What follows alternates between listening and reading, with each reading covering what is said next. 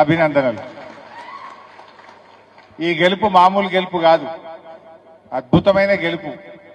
రేవంత్ రెడ్డి కాలికి బల్పం కట్టుకో తిరిగిండు, గల్లి గల్లి తిరిగిండు. ఎన్ని మాటలు చెప్పిండంటే అసలు జనరల్ గా సర్పంచ్ ఎన్నికల్లో ఎప్పుడు కూడా ముఖ్యమంత్రి అంటే ఆయన తిరిగాడు. రేవంత్ రెడ్డికి భయం పట్టుకొని ఆయన తిరిగిండు, సర్పంచ్ ఎన్నికల్లో కూడా తిరిగిండు. ఊరూరు తిరిగి ఏం చెప్పిండు, నేను బతుకమ్మ చీరలు ఇచ్చినా చీరలు కట్టుకొని వచ్చి మా కాంగ్రెస్ వాళ్ళని గెలిపిండ్రనే చిల్లర మాటలు కూడా మాట్లాడిండు. చాలా విషయాలు చెప్పిండు. జనరల్ గా రాజకీయాల్లో ఏంటంటే ఒక రూలింగ్ పార్టీ, అధికారంలో ఉన్న పార్టీ లోకల్ బాడీ ఎన్నికలు వస్తే 90% గెలుస్తుంది, 100% గెలుస్తుంది. కానీ ఇప్పుడు ఏమైంది, ఎన్నికల్లో 6000 కాంగ్రెస్ గెలిస్తే 4000 సర్పంచులు బీఆర్ఎస్ గెలిచింది. పోయినసారి ఏం జరిగింది, పోయినసారి 32 జిల్లా పరిషత్లు మనం గవర్నమెంట్ ఉన్నప్పుడు, బీఆర్ఎస్ అధికారంలో ఉన్నప్పుడు 32 జిల్లా పరిషత్లకు 32 మనమే గెలిచినాం. 10 డీసీసీబీలు 10 డీసీఎంఎస్లు ఉంటే 100% మనమే గెలిచినాం. సర్పంచ్ ఎన్నికల్లో 80 నుంచి 90% మనమే గెలిచినాం. మరి ఈ రోజు సీన్ రివర్స్ అయింది. ఇంకా 3 ఏళ్లు కాంగ్రెస్ గవర్నమెంట్ ఉన్నా నీ పాలన బాగలేదు అని 35-40% బీఆర్ఎస్ సర్పంచులను గెలిపించింది ఇలా ప్రజలు. అది గుండాగిరి చేసి, పైసలు పంచి, సారా పంచి, పోలీసులను వాడి, అధికార దుర్వినియోగం చేసి ఓట్లు కింద మీద చేస్తే కూడా 4000 మంది సర్పంచులు ఇలా బీఆర్ఎస్ పార్టీ గెలిచింది. రేవంత్ రెడ్డి అప్పుడప్పుడు అంటాడు, ఏ బీఆర్ఎస్ లేదు, చచ్చిపోయింది, ఇక లేదు లేదు అంటాడు. కానీ నిద్రలో కూడా బీఆర్ఎస్ గురించే కల్వరిస్తాడు. బీఆర్ఎస్ పేరు తీయకుండా, కేసీఆర్ పేరు తీయకుండా మాట్లాడతాడు రేవంత్ రెడ్డి. మళ్ళా మీదికి మేకపోతు గాంభీర్యం, ఏ బీఆర్ఎస్ పని అయిపోయింది అంటాడు. ఓసారి ఎప్పుడు అన్నాడు, బీఆర్ఎస్ ఇత్తనం కూడా మొలకెత్తనియ్యా అన్నాడు. ఇత్తనం ఇక లేవది, బీఆర్ఎస్ ఇత్తనం మొలకెత్తనియ్యా అన్నాడు. బిడ్డ రేవంత్ రెడ్డి, బీఆర్ఎస్ పార్టీ ఇది ఒక ఉద్యమ పార్టీ. తెలంగాణ ప్రజల గుండెల్లో పుట్టినటువంటి పార్టీ బీఆర్ఎస్ పార్టీ. నువ్వు మొలకెత్తనియ్యా అంటే నీ గుండెల్లో నుంచి 4000 మంది సర్పంచులు మొలకెత్తిండ్రు రేవంత్ రెడ్డి. ఇప్పుడు 4000 గెలిచిండ్రు. నీకు దమ్ముంటే, ధైర్యం ఉంటే ఒక్కసారి జెడ్పీటీసీ ఎంపీటీసీ ఎన్నికలు పెట్టు. ఎందుకంటే అందులో కారు గుర్తుంటది. కారు ఉంటే కేసీఆర్ యాదికి వస్తాడు, గుద్ది గుద్దిడిచి పెడతాడు నిన్ను కాంగ్రెస్ పార్టీని. ఆయనకు భయం పట్టుకున్నది, అందుకే కారు గుర్తు ఎలక్షన్ పెట్టలేడు. సర్పంచ్ల కారు ఉండదు కదా, బ్యాటు, ఫుట్బాల్, ఇవి రింగులు, కత్తెర్లు ఉంటాయి. ఆడ కారు కనబడితే అందరు కుదురు, కేసీఆర్ యాదికి వస్తుండే. కారు గుర్తు ఎలక్షన్ పెట్టమంటే వెనక ముందు అవుతున్నాడు. కోఆపరేటివ్ ఎలక్షన్, డీసీసీబీ ఎలక్షన్ పెట్టమంటే ఎలక్షన్ పెట్టా మా కాంగ్రెస్ వాళ్ళకి దొడ్డిదారిన నామినేట్ చేసుకుంటా అంటుండు. జెడ్పీటీసీ ఎన్నికలు మెల్లగా చూస్తుంది, ఇప్పుడు ఏం పెట్టాలి అంటుండు. అంటే భయం పట్టుకున్నది కాంగ్రెస్ వాళ్ళకు. ఇలా మీరు గెలిచిన సర్పంచ్లకు మంచి భవిష్యత్తు ఉంటుంది. మీకు బాధ్యత కూడా ఉన్నది. ఒక విషయం చెప్పాలి, ఆర్థిక సంఘం డబ్బులు, 15వ ఆర్థిక సంఘం డబ్బులు ఆనాడు బీఆర్ఎస్ ఉన్నప్పుడు కేసీఆర్ గారు కేబినెట్ లో ఒక నిర్ణయం తీసుకున్నారు. ఢిల్లీకేలు వచ్చే పైసలు రాష్ట్ర ప్రభుత్వ ఖజానాకు పోవు, నేరుగా 85% మా సర్పంచుల ఖాతాల్లోకి పోవాలని నిర్ణయం తీసుకున్నాం. మీరు అధైర్యపడద్దు, రేవంత్ రెడ్డి ఆపలేడా పైసలు. ఢిల్లీ టు గల్లీ డైరెక్ట్ మీ అకౌంట్లనే పడతాయి పైసలు. రూపాయికి 85 పైసలు మీ అకౌంట్లకే వస్తాయి. 10 పైసలు మండలం, 5 పైసలు జిల్లా పరిషత్. అవి ఎలక్షన్ కాలే కనుక రావు. ఎలక్షన్ అయింది కనుక సర్పంచ్ల అకౌంట్లోకే డబ్బులు వస్తాయి. అండ్ ఇంకో ముఖ్యమైన విషయం, సునీతా లక్ష్మారెడ్డి గారికో నాకో చెక్ పవర్ ఉండదు, ముఖ్యమంత్రి రేవంత్ కు చెక్ పవర్ ఉండదు, ప్రధానమంత్రికి ఉండదు. చెక్ పవర్ ఉండేది భారత రాష్ట్రపతికే ఉంటది, మా సర్పంచ్లకే ఉంటది. అందువల్ల మీరు ఎవరికి భయపడాల్సిన అవసరం లేదు. ఆనాడు కేసీఆర్ ఉండగా ప్రతి ఊరికి పంచాయత్ సెక్రటరీని పెట్టిండు. మీరు మీ సెక్రటరీ కలిసి మంచిగా పనిచేయచ్చు.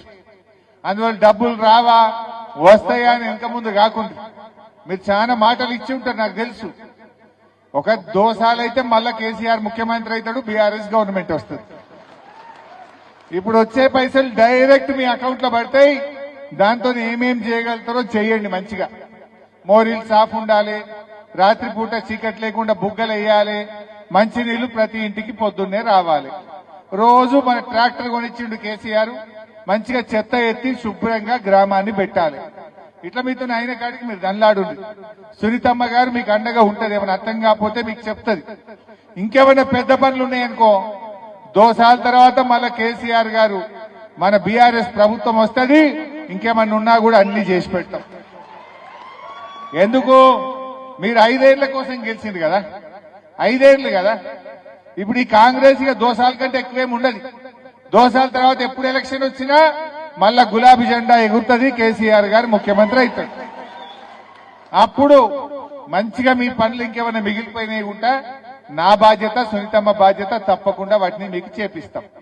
ఇంకేమైనా మిగిలిపోయినాయి ఉంటే ఎవడన్నా మిమ్మల్ని తిప్పలు పెట్టి రాసి పెట్టుకోండి.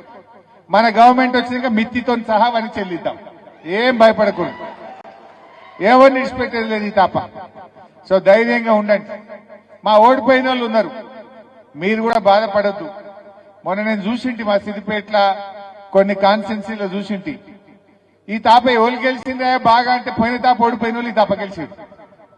ఎక్కువ మంది పోయిన తాప ఓడిపోయిన వాళ్ళు ఈ తాప సర్పంచ్ లేదు. అందువల్ల ఓడిపోయిన వాళ్ళు బాధపడకుండా మీకు భవిష్యత్తు ఉంటుంది, గెలిచిన వాళ్ళకు బాధ్యత ఉంటుంది. మీకు భవిష్యత్తు ఉంది, మీకు బాధ్యత ఉంది. అందువల్ల ఎవ్వరు కూడా నారాజు కాకండి. ఓడిపోయిన తమ్ముళ్ళు కూడా బీఆర్ఎస్ పార్టీకి, సునీతా లక్ష్మారెడ్డి గారికి మీరే సర్పంచులు, మీరే మాకు నాయకులు. మీ గౌరవం ఎప్పుడు ఉంటది. ఏ పనున్నా తప్పకుండా మీకు చేసి పెట్టాలి, సునీతమ్మ గారు చేస్తారు. మేమందరం కూడా మీకు అండగా ఉంటాం. సో ఈరోజు చాలా విషయాలు ఉన్నాయి. కాంగ్రెస్ ప్రభుత్వం వచ్చినాక ఏది కూడా సరిగా జరుగుతున్న పరిస్థితి లేదు. ఏం జరుగుతుంది మీకు తెలుసు కదా. ఏది చూసినా సగం సగం ఆగమాగం.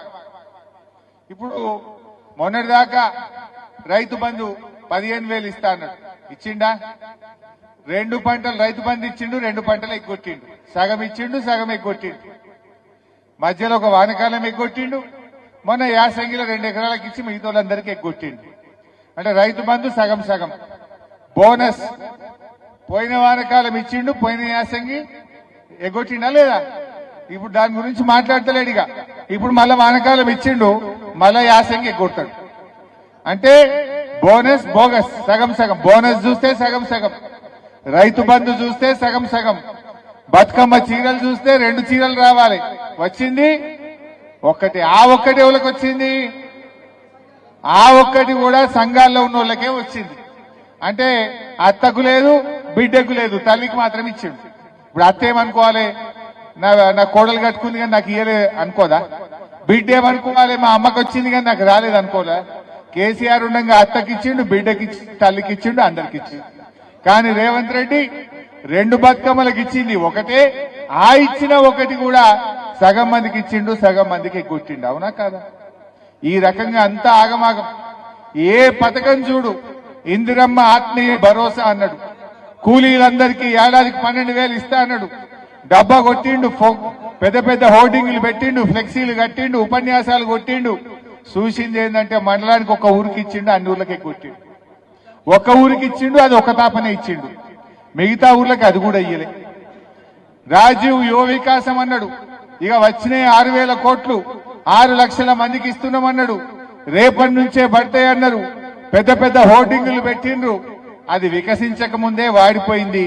ఆ రాజీవ్ యువ వికాసం పత్తా లేకుండా పోయింది. వచ్చినాయా పైసలు? రాజీవ్ వికాసం యువతకు ఉద్యోగాలు లేవు, నోటిఫికేషన్లు లేవు, కనీసం రాజీవ్ యువ వికాసం కూడా వచ్చింది లేదు. అందరినీ మోసం చేసుకుంటూ పోతా ఉన్నారు. ఏ పాత ఉన్నాయి కూడా వస్తలేవు. ఇలా ఉన్న పథకాలు కేసీఆర్ కిట్ బంధు, బతుకమ్మ చీరలు బంధు, న్యూట్రిషన్ కిట్ బంధు, గొర్రెల పంపిణీ పథకం బంధు, దళిత బంధు బంధు, ఎస్సీ కార్పొరేషన్, బీసీ కార్పొరేషన్ మూలకే పడ్డది. ఇక కళ్యాణ లక్ష్మి తులం బంగారం అన్నారు. అప్పుడు ఏమన్నారు?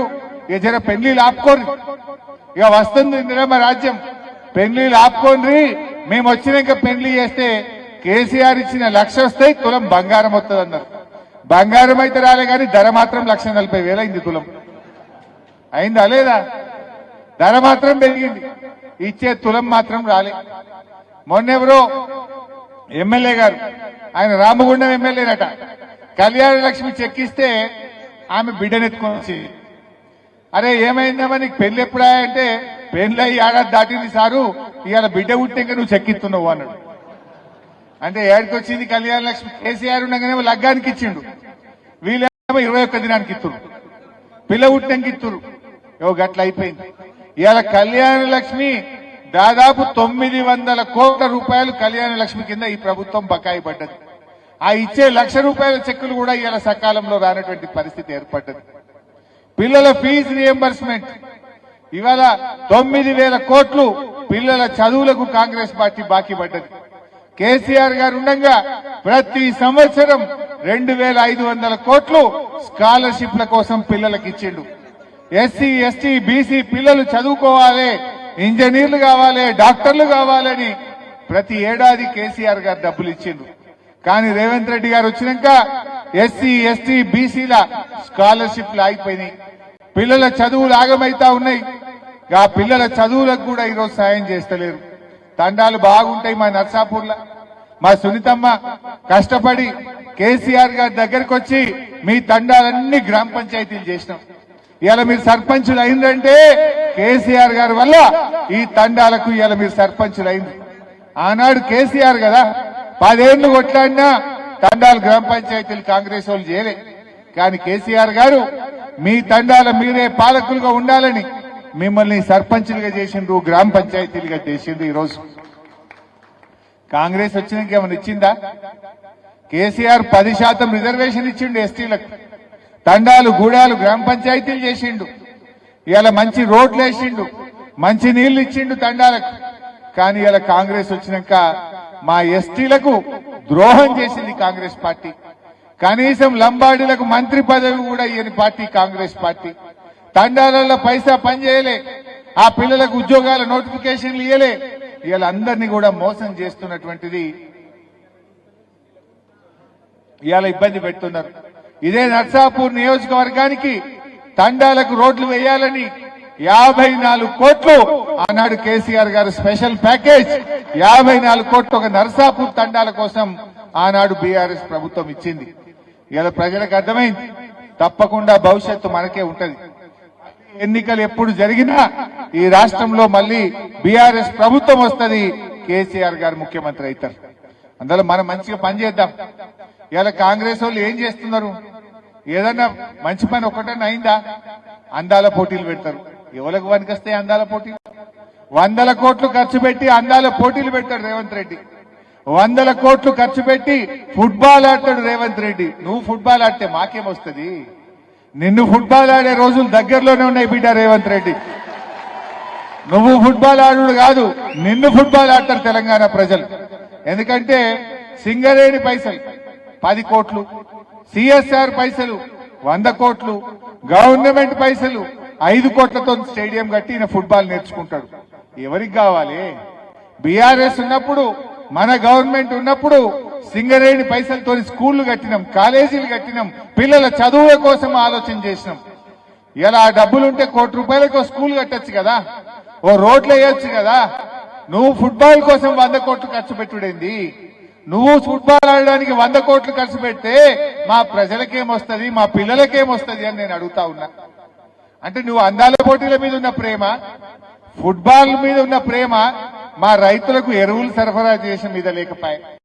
మొన్నటిదాకా వానకాలం వానలు పడుతుంటే తడుచుకుంటా లైన్లలో నిలబడ్డాం. ఇప్పుడేమో యాప్లు మ్యాప్లు అంటుంది. ఎవరికి కావాలి ఈ యాప్లు?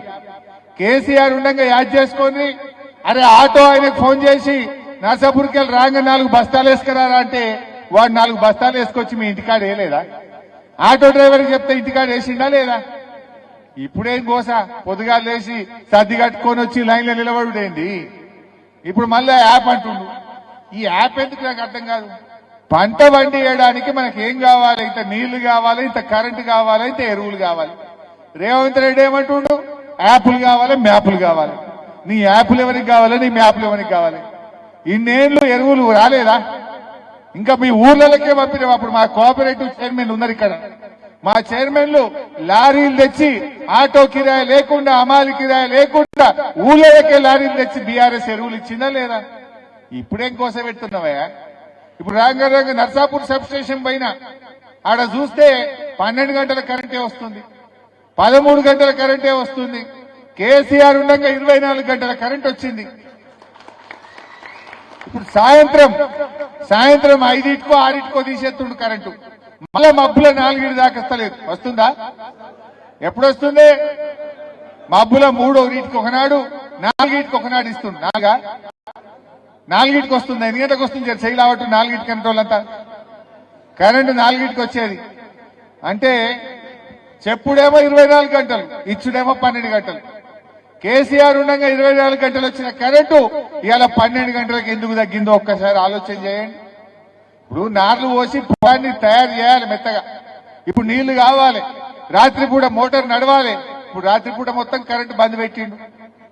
రాత్రి సాయంత్రం 5 గంటలకు 4 గంటలకు పోతే పొద్దుగాల 3 గంటలకు 4 గంటలకు రాబట్టే.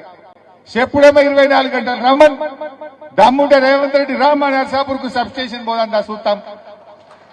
ఏ ఊరికి వస్తావు రా. మా రైతులు చెప్తారు రుణమాఫీ అయినా, అరే రుణమాఫీ అన్నాడు. ఇవాళ రైతులు అకౌంట్లు ఎన్పీఏ అయిపోతున్నాయి. ఎన్పీఏ అయితే రైతులకు నష్టం. ఏమైతే ఎన్పీఏ అయితే పిల్లలకు రేపు లోన్లు దొరక, ఎడ్యుకేషన్ లోన్ దొరకది. నువ్వు ఇల్లు కట్టుకుంటే హౌసింగ్ లోన్ దొరకది. నీ యొక్క రేటింగ్ పడిపోతున్నది, సిబిల్ రేటింగ్ పడిపోతున్నది. పిల్లలకు లోన్లు రావు. నువ్వు చేసిన మోసానికి నువ్వే చెప్పినావు కదా, ఉరుకురి అప్పులు తెచ్చుకొని నేను మాఫీ చేస్తా రాగానే అంటివి. ఉరుకుని లైన్లు కట్టుండ్రి అంటివి.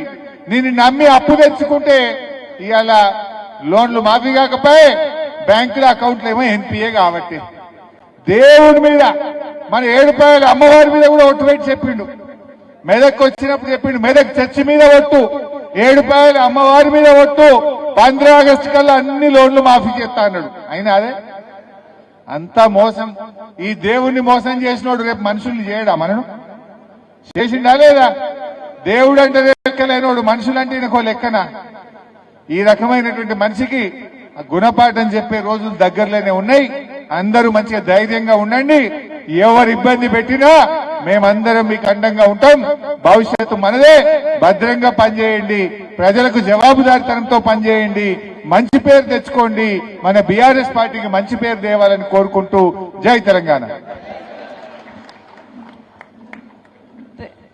మరి ఆ రోజు ఎమ్మెల్యే ఎలక్షన్స్ అప్పుడు మరి హరీష్ రావు గారు తప్పకుండా మీకు అందుబాటులో ఉంటాం, మిమ్మల్ని గెలిపించుకుంటామని చెప్పిండ్రు. వారి సహకారంతో ఈ రోజు అత్యధిక స్థానాలు మనం గెలుచుకోవడం జరిగింది. వారికి